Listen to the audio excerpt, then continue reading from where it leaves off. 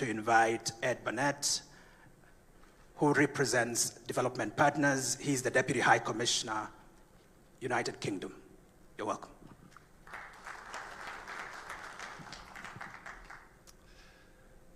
His Excellency, the President, distinguished guests, all protocols observed, good morning.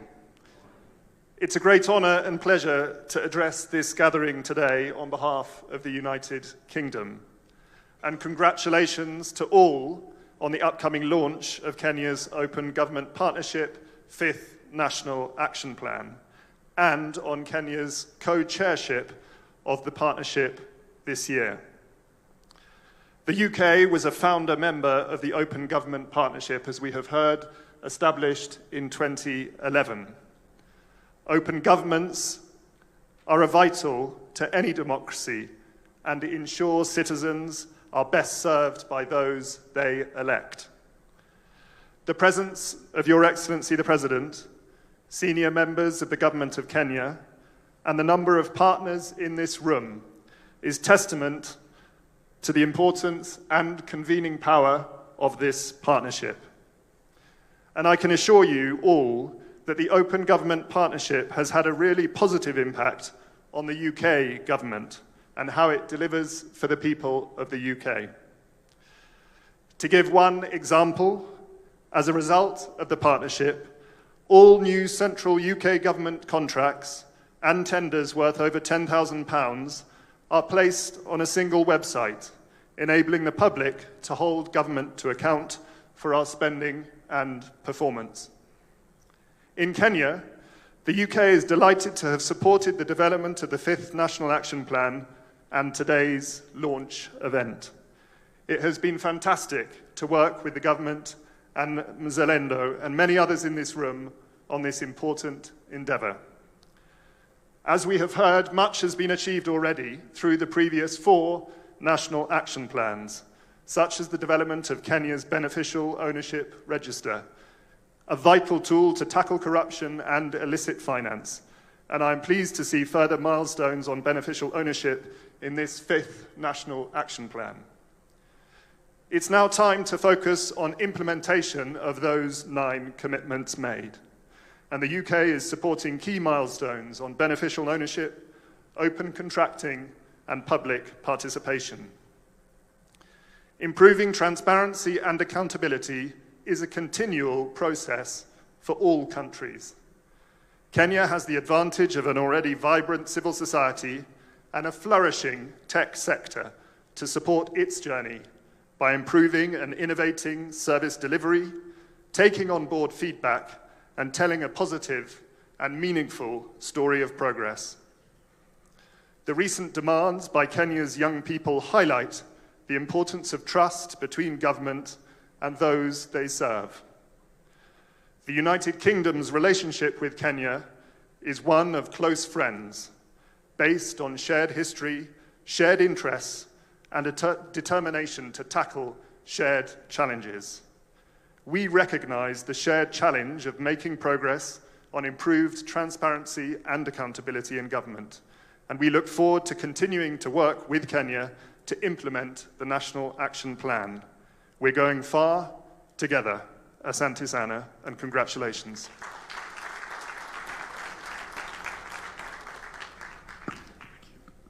Thank you, Dr. Burnett. Your Excellency, I'd like to recognize Her Excellency Cristina Diaz Fernandez, the Ambassador of Spain.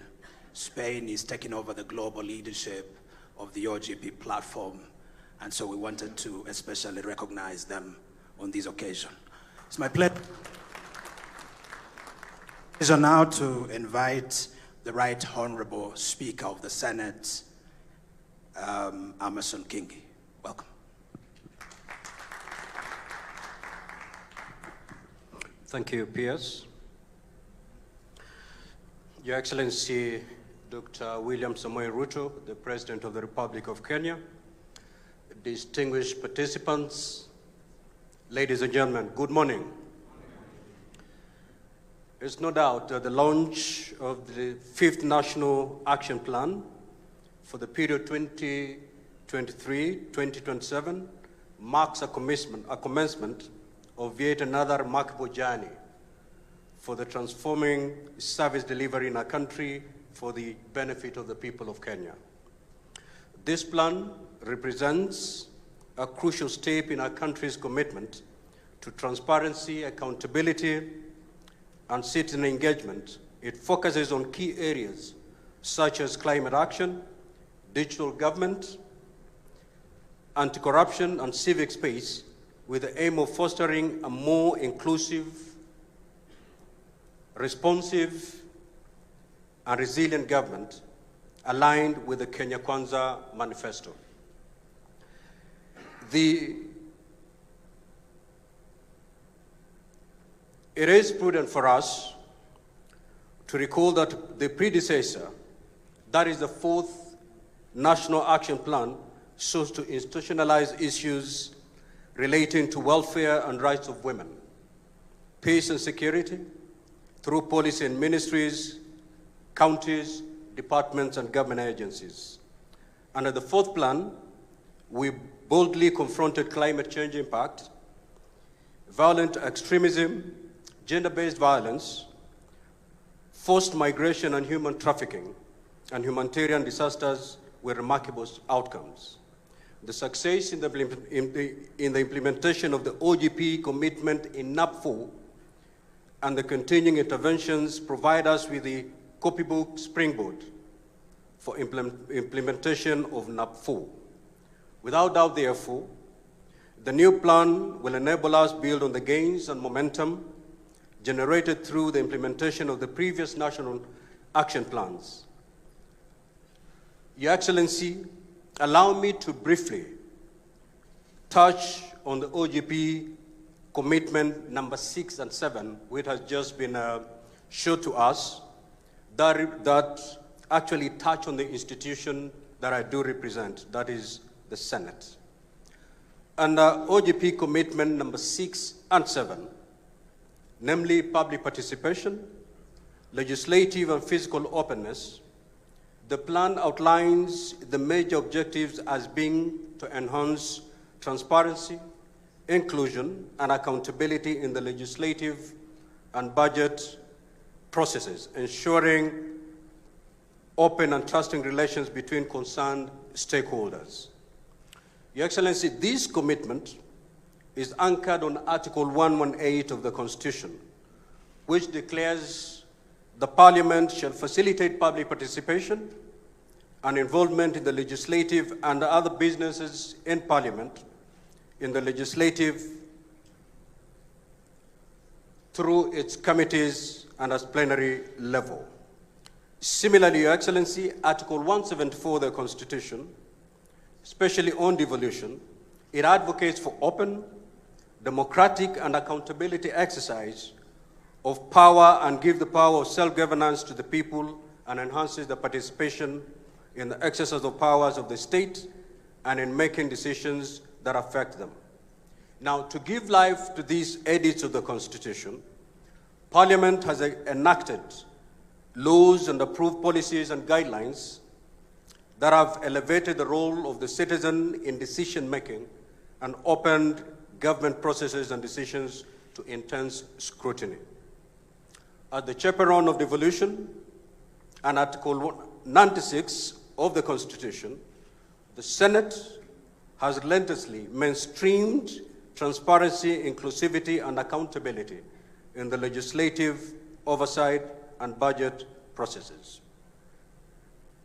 Members of Parliament and senators working through plenary and House committees have remained diligent in holding county governments and national government and the leadership to account as they discharge their mandates. Your Excellency, one of the pieces of legislation that is extremely key in this regard, especially touching on OGP, on NAP 6 and 7, is public participation. The judiciary, through our courts, have pronounced themselves on this particular issue. The Senate has harvested quite a number of views from the judiciary, from other stakeholders, and through that, the Senate has managed to formulate a piece of legislation called the Public Participation Bill. That bill has gone through all the stages in Parliament. It is now at the second stage in the National Assembly. And I believe that piece of legislation, one passed and assented to by the President, will put to rest the issue of public participation. Your Excellency, if you will recall, 95% of the cases against government that are lying in the judiciary are all about public participation. That the citizens were not given enough time, that the stakeholders were not given ample time to make their case or to contribute to what government intended to do, whether through policy or through law. And I believe, therefore, that once that piece of legislation is passed, we will see very minimal, if any, cases being taken to the judiciary. Again, under OGP NAP number 7, that is access to information, Your Excellency. I'll give you a very practical experience why it is important for us as government to run away with these commitments that have been given here, the 9 commitments, especially on the access to information. Yesterday, Your Excellency, I was flying from Mombasa to Nairobi at 3:45. And as I was waiting for the delayed flight, of course, because of the strike, I had the opportunity to engage with KAA staff. And I asked them, why are you on strike? Your Excellency, I was not given any tangible reason other than the fact that there is a lot of information they had heard and picked from the social media. And because of that information and acting on that information on the social media, they went on strike. That is what I was told. Meaning, as a government, if we commit to have this information get to the people before the social media culprits take this information to the people. And you know, Your Excellency, most of the social media information is a fact not verified. And this is where most of our citizens pick information, pick facts, and act on those facts. So again, with this commitment, I believe as government, if we can be able to be committed and be able to package or to unpackage this information to our citizens long before the keyboard warriors take that space, we will not be able to see what we have seen today. Now, Your Excellency, I was listening to our government spokesperson yesterday. And I talked to quite a number of people after his press conference. Many Kenyans believe that this government has negotiated and signed a deal with Adani. But the position is no such deal, no such contract has been signed. But this information was not given to the public. It was left to keyboard warriors. So again, with these commitments, Your Excellency, I believe as government, if we can be able to commit to these commitments that have been given here, then the kind of misinformation that is there will be a thing in the past. Your Excellency, you know exactly what we went through with the finance bill. Again, misinformation.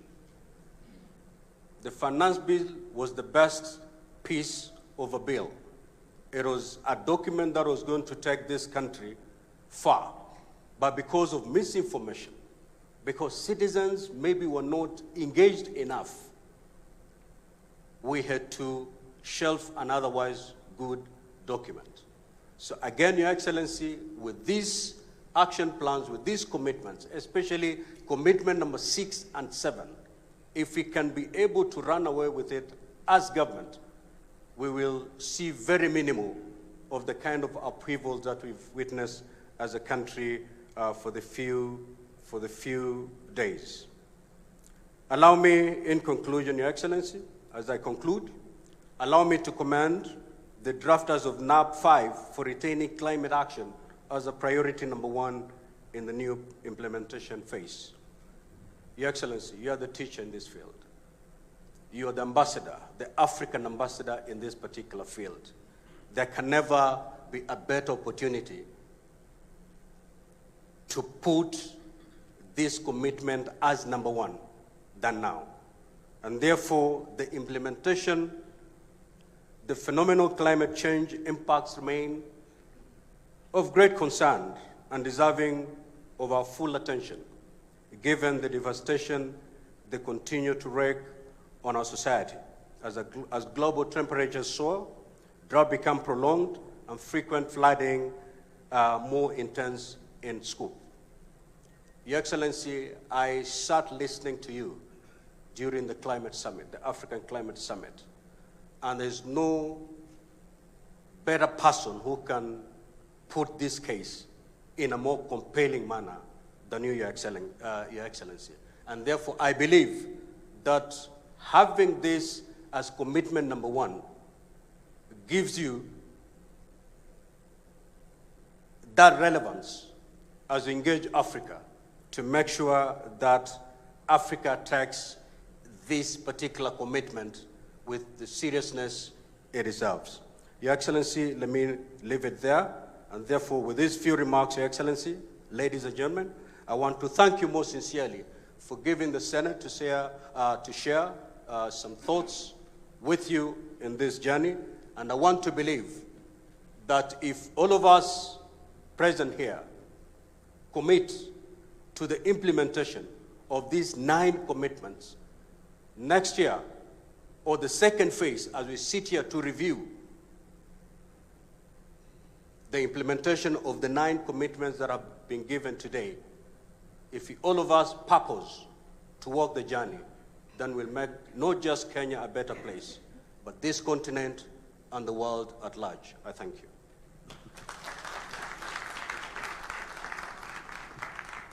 Let's put our hands together for the Right Honorable Speaker of the Senate. Thank you very much. Well, we are now at that pivotal moment. I want to invite Aidan Eyakuze, who will engage His Excellency the President of the Republic of Kenya on a conversation around what's famously known as a fireside chat. While the stage is being set, Your Excellency, I want to acknowledge the representative of the National Assembly in the person of Honorable Beatrice Elachi. I also, Your Excellency, want to humbly recognize the representative of our judiciary in the person of Justice Sergon. Thank you very much. I thank you. It's my pleasure now to invite Aidan Eyakuze. Aidan is a board member of the Open Government Partnership International Board, and he's also a very distinguished actor within civil society. Welcome, Aidan. Thank you. Thank you. Thank you. I think I'm mic'd up. Mr. President, would you like to come on the stage with me? It's good to meet you. I bring greetings from Tanzania. Thank you very much. Welcome to Kenya. Thank you. Please. Wow. Good morning. This is a real honor. I started my professional career in this country, so it's great to be back. We've heard some fantastic presentations about the National Action Plan number 5, 9 great commitments. What they didn't tell you, my friends Caroline and Mushiri, is this is really hard work. And Dr. Korir knows how hard this work is to transform the relationship between governments and citizens. So my first question to you is to understand personally your vision for open government in Kenya. Why do you want to do such hard work? And you've been involved in it as Deputy President, now as President. Why? What's in it for you? What's in it for Kenya? Thank you very much, Aidan. Everybody else made a statement. I don't know why I'm the only one answering questions. Because this is open government. No prepared statements. Well, let me just, maybe by way of contextualizing why we are here, is that, as you have heard, the Open Government Partnership Framework was conceptualized in 2011. Kenya became a member in 2012. We were among the first countries to join this framework because of our belief in openness and running an open government. When I came into office as Deputy President, I took it up as one of the deliverables of the administration that we were running. When you ask me the question, what is in it for us now? If you look at the bottom-up economic transformation agenda, it is about inclusivity. It is about people who traditionally have not been in the equation. And that is why we're saying the millions at the bottom of the pyramid, who sometimes, most times, are left behind, must this time round be in the frame, be in the equation. And therefore, inclusivity brings an element of openness. And it is the reason why, as an administration, we want to push forward with the Open Government Partnership, because it speaks to all the tenets that we believe in. It speaks to the issues of digitalization. It's the reason why we are digitizing now 17,000 government services to democratize government information, availability of government information to citizens. And we believe that open government enhances transparency, enhances accountability, and empowers citizens to be able to make decisions. Those three things are very important. Transparency improves trust in government. Accountability makes sure that resources meant for public good is not spent on other things. And number three, bringing citizens into the equation gives them the power to make decisions and to inform government policy. Let me take you up on one of the things that you're mentioning there. Sometimes open government and what you just described can feel very distant to the ordinary Kenyan citizen. It can feel very abstract. One of the steering committee members a few years ago said, from Nigeria, said, how do you make open government put a chicken in every pot? How do you make open government real for people so that they can feel that their lives are actually improving from this approach to government? So maybe my specific question is, please share with us some really specific measures that your administration is taking and will take to strengthen economic governance and to ensure transparency and accountability in the management of public resources and public debt. What are the specific measures you're doing for that? I have made a commitment, and you've heard the Speaker of Senate say, we did agree that public participation is not a sterile provision of the Constitution. It must amount to something. And it is the reason why we've been grappling as a nation, how do we actualize public participation? We are now working on legislation, as you've heard. In a couple of months, we should now have a framework that contextualizes, creates a framework for citizens to meaningfully participate in enacting policy, enacting legislation, and every act of government that requires the public to participate in. That is number one. Number two, we have now work at the Attorney General's office, and I want to ask the civil society who are present here to work with the Attorney General as we improve three pieces of legislation. Number one, improve legislation on Evidence Act so that we can deal with matters corruption in the shortest time possible.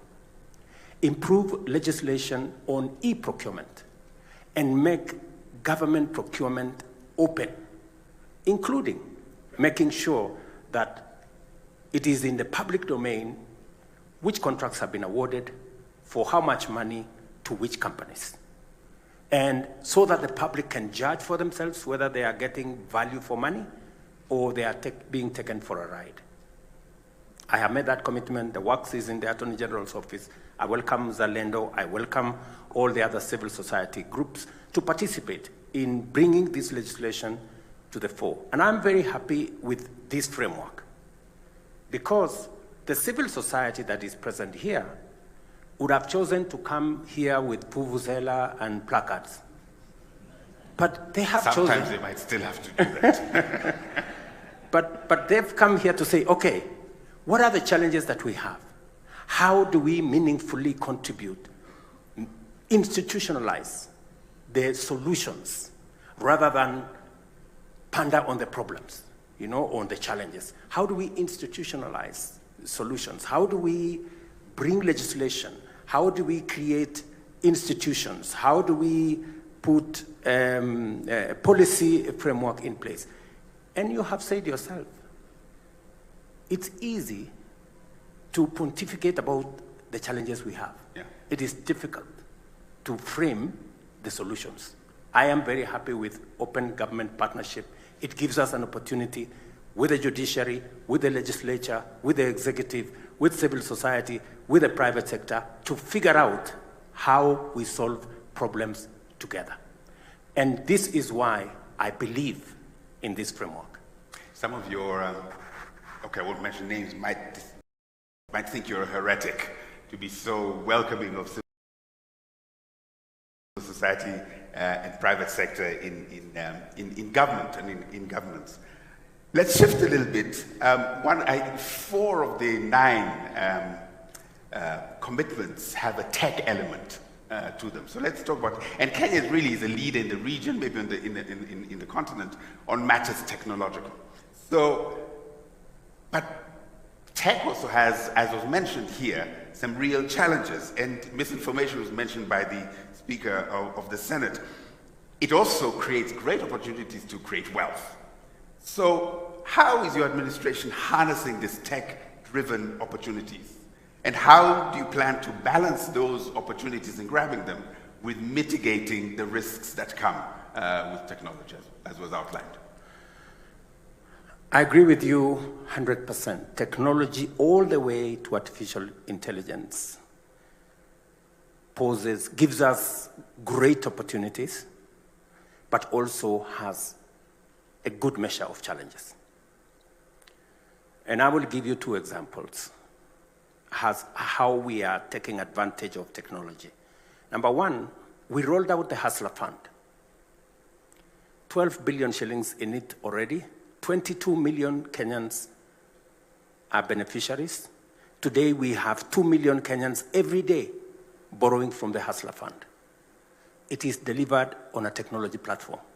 It is the single government project that has no corruption because technology has provided the framework to make sure that we insulate it from, just imagine, if we were distributing or giving out Hustler Fund using committees at every location, it would be hell. Mm-hmm. It would be chaos. But look at what technology has done. It has made it seamless. It has made it transparent. It's made it easy. Let me also give you another example. Means testing instrument.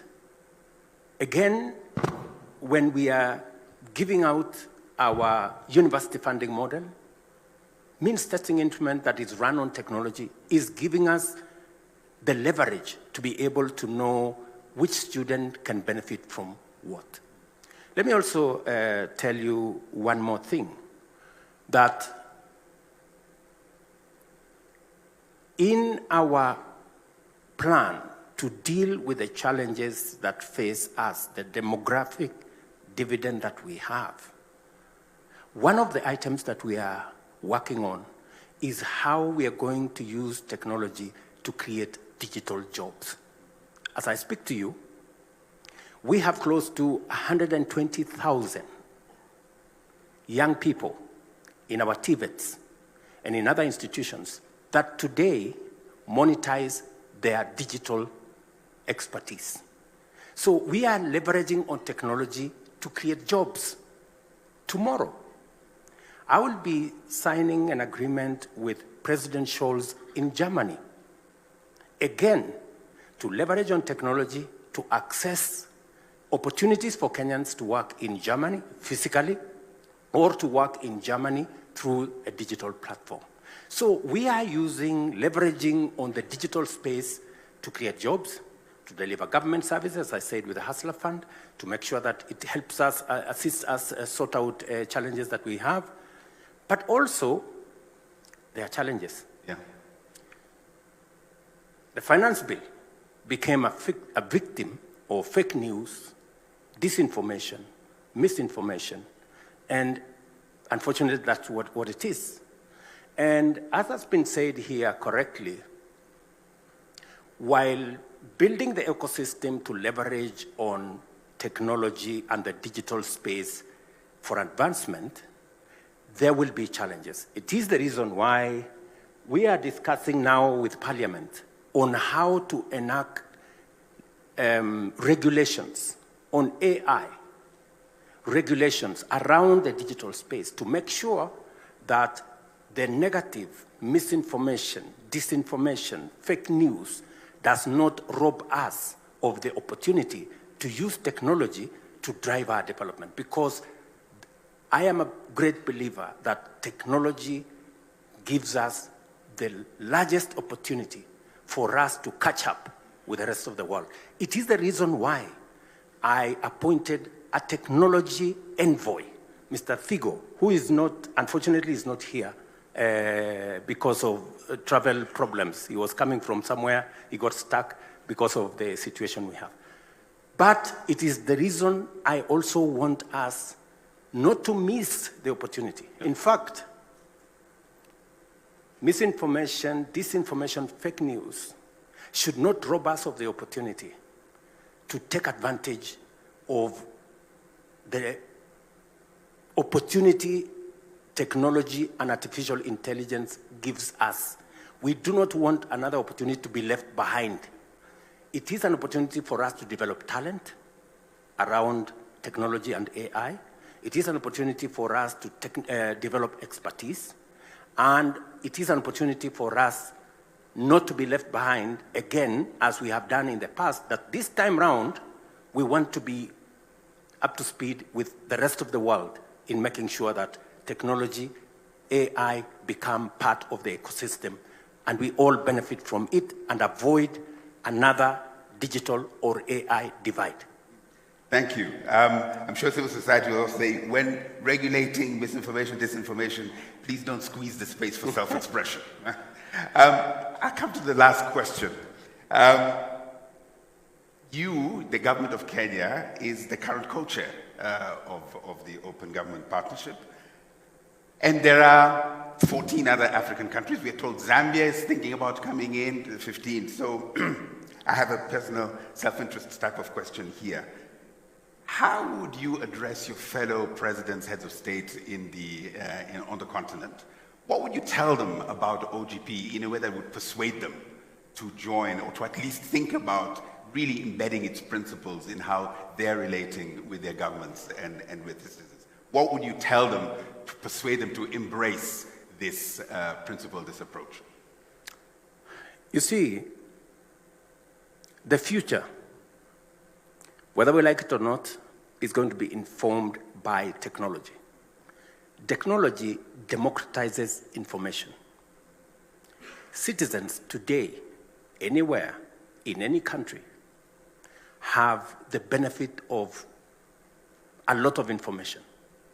And with a lot of information, citizens are aware, and therefore it is natural that going into the future, openness, because of the amount of information people have, it's not possible anymore for government to hide in this corner or that corner.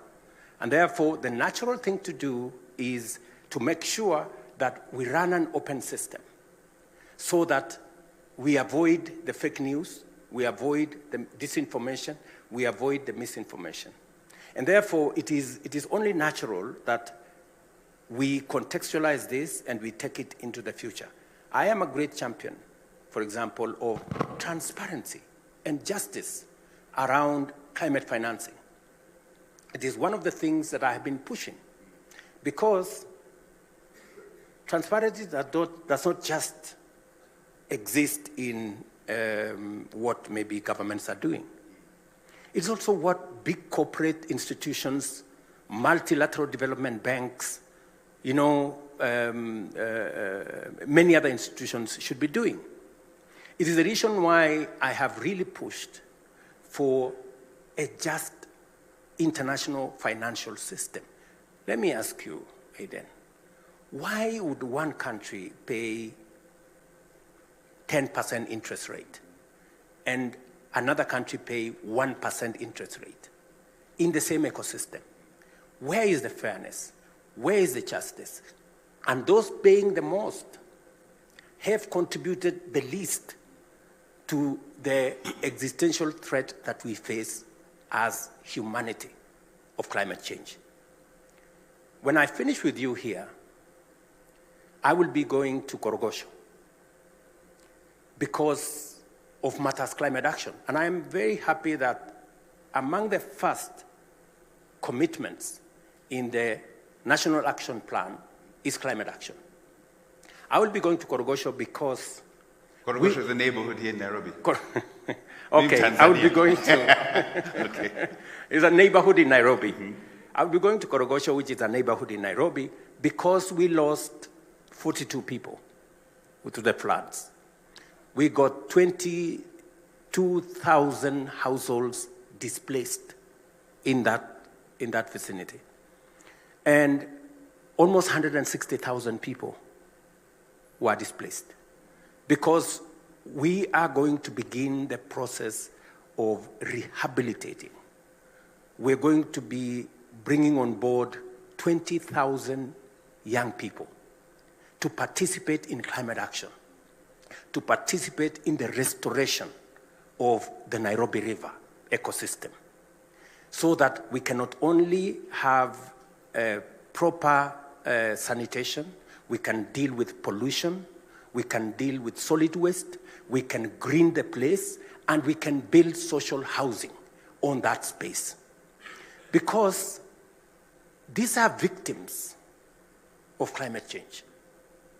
They swing between one extreme of drought, and when we are still figuring out what to do, we end in serious floods and we lose people.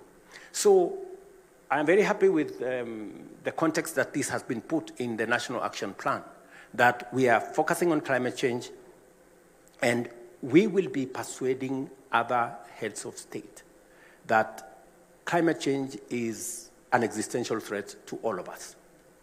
It is time we used open government to create the necessary transparency in the international financial system, the necessary accountability by us as nations to make sure that we are accountable for the resources that are made available to us by citizens or by the international community. It is the reason why I am very open on making sure that we discuss our debt as a nation.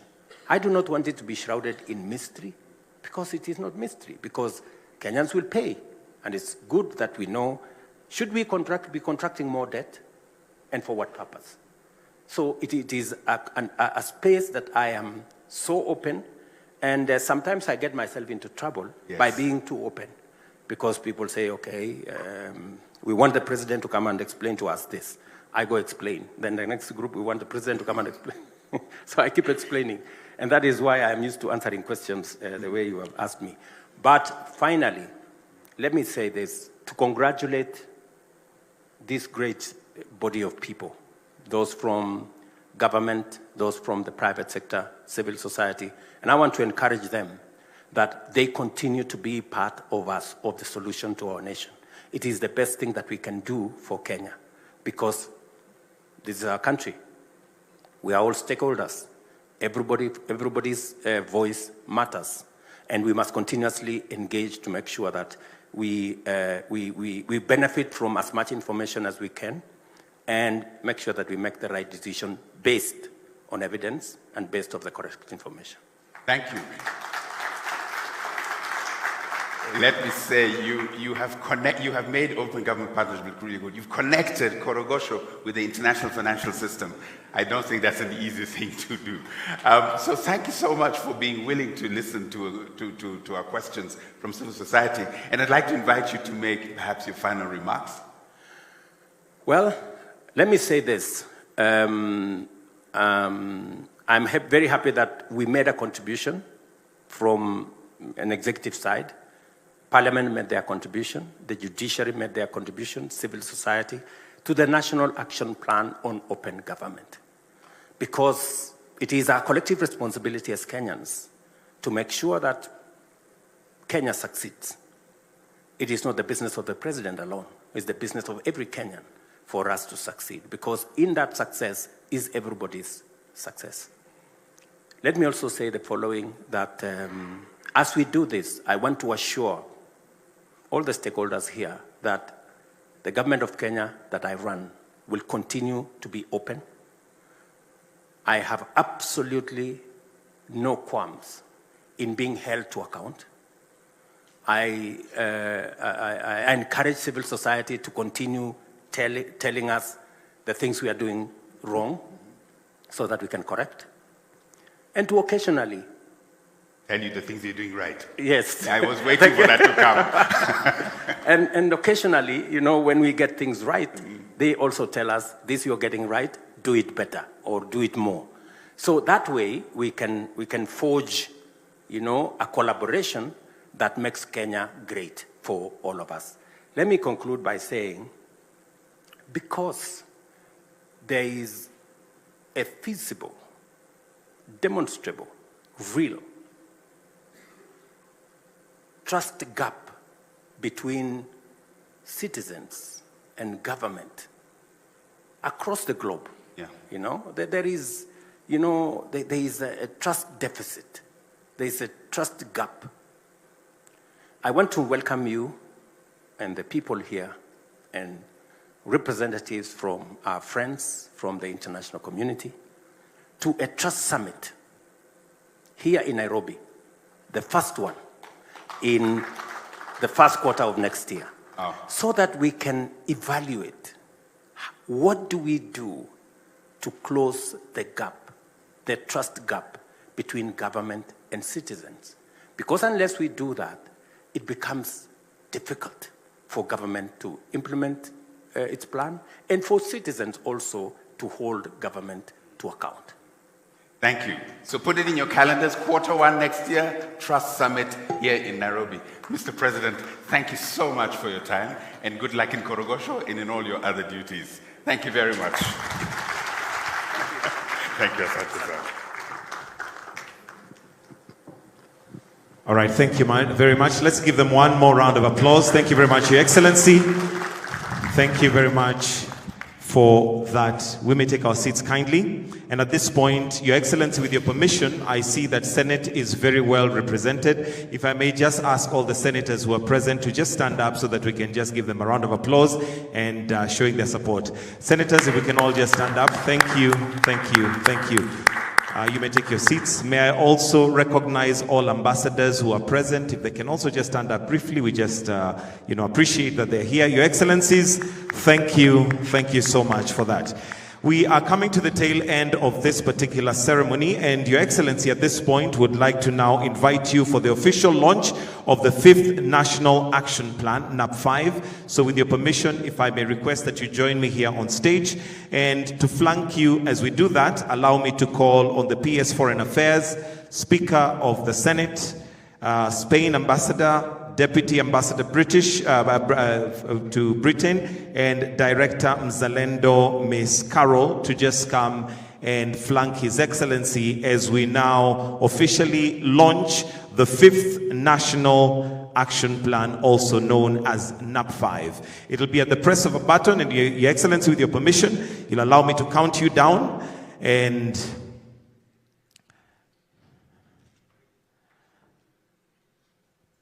if we may, yes, if we can have a few, maybe come this way, yes, so that it's balanced. PS, if you can come this way kindly, to this side, yes. So at the count of 5, we shall then Just count it down. Sorry, the book is on that side, so may I request that we come to this side facing that side. Sorry about that.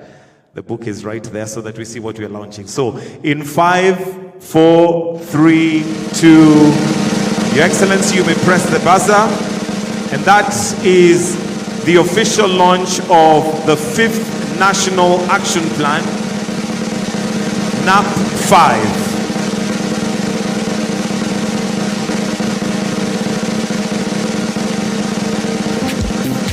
Thank you, Your Excellency. If I may request that we just stand in front of the buzzer for a picture.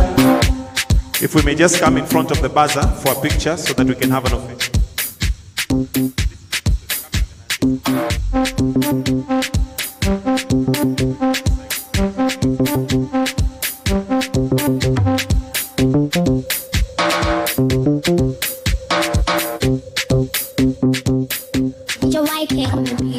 Thank you, Your Excellency. While still on stage,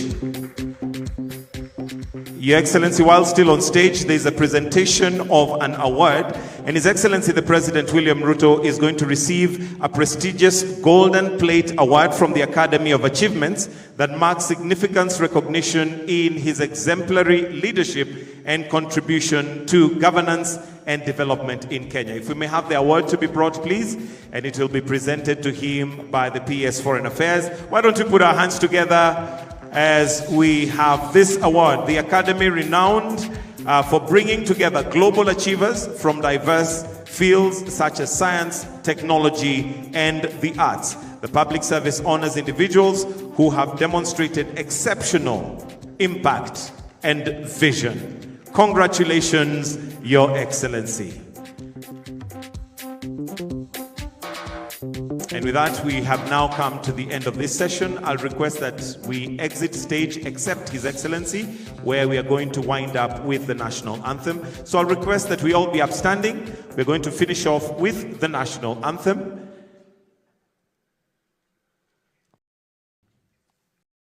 The Kenyan national anthem.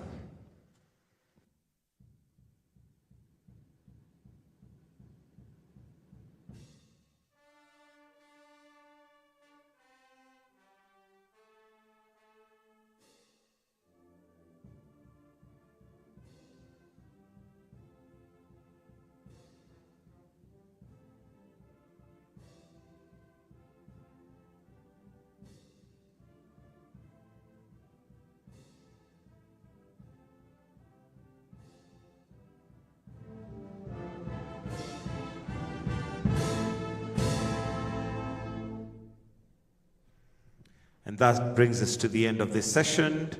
We'll maintain our positions as we allow His Excellency to now